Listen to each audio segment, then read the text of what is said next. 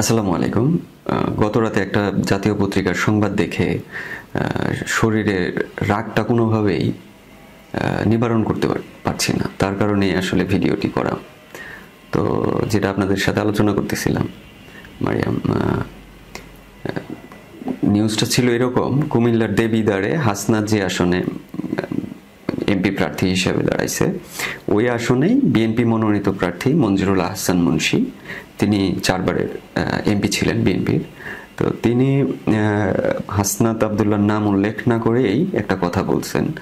সেখানে তিনি বলেন যে যাদের বংশ পরিচয় নাই, বাপ দাদার ঠিক ঠিকানা নাই, হ্যাঁ, যাদের বাবার দাদার নামের ঠিক নাই, তারা হবে এমপি প্রার্থী, তারা এমপি হওয়ার স্বপ্ন দেখে।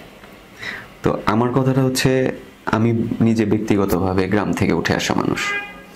আমরা গ্রামে বড় হয়েছি, মধ্যবিত্ত বা নিম্ন মধ্যবিত্ত পরিবার মানুষ আমরা। তো যখন এই বিএনপির এই প্রার্থী, যখন তিনি সংসদে যাবেন ভবিষ্যতে, তিনি আমাদের জন্য আইন প্রণয়ন করবেন। আমাদের দেশে এলিট যদি বলি, এরা তো এলিট শ্রেণীর মানুষ বলবো না প্রাণী বলবো জানি না।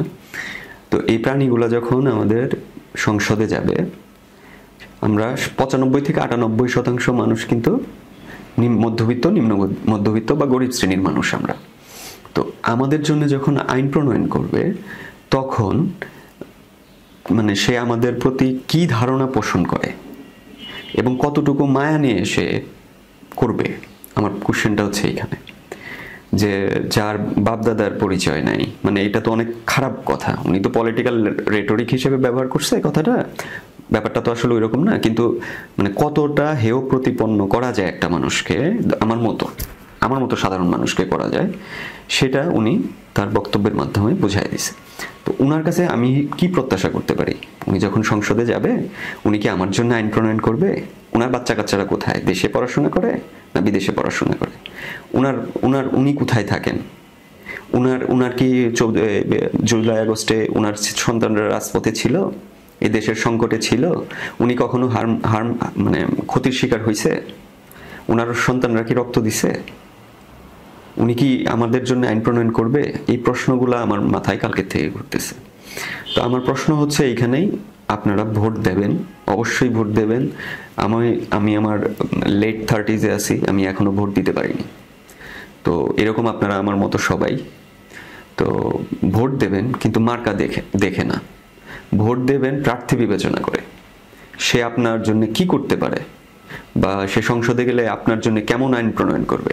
সে কি আমি জনগণের জন্য সুবিধার্থে করবে, নাকি তার নিজের প্রোটেকশনের জন্য সে আইনটা প্রণয়ন করবে?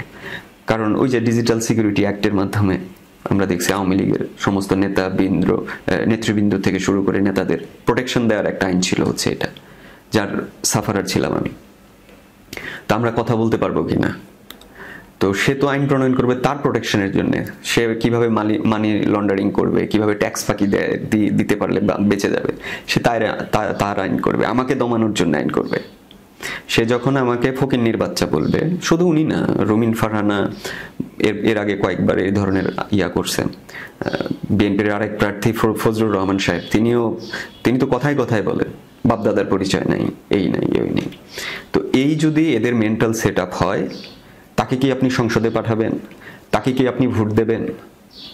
এটা একান্তই আপনাদের উপর ছেড়ে দিলাম। কারণ আমি বিশ্বাস করি, আমার মতো সাধারণ মানুষ, মানে আমার যারা এই ভিডিওটা যদি 200 মানুষও দেখেন, আমি মনে করব 190 জন মানুষ আমার মতো সাধারণ মানুষ, খেটে খাওয়া মানুষ, মধ্যবিত্ত পরিবার থেকে উঠে আসা মানুষ, পরিশ্রম করা মানুষ। এদের জন্য কি এরা ভোট দেবে? মানে এরা সংসদে আইন প্রণয়ন করবে? এর বাড়ি থেকে আমি যেতে পারবো?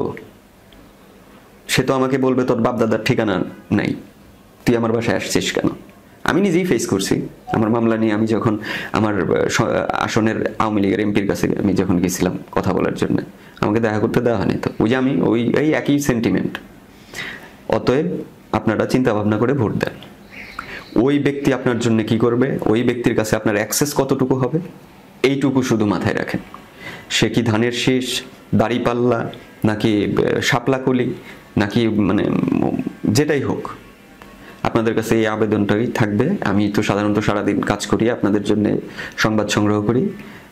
আন্তর্জাতিক করতে করতে আমার দম যায়, এই জন্য আপনাদের সামনে আসতে পারি না, কিন্তু মাঝে মাঝে আসতে প্রচণ্ড ইচ্ছা হয়, সময়ের কারণে পারি না, কিন্তু আসবো ইনশাল্লাহ।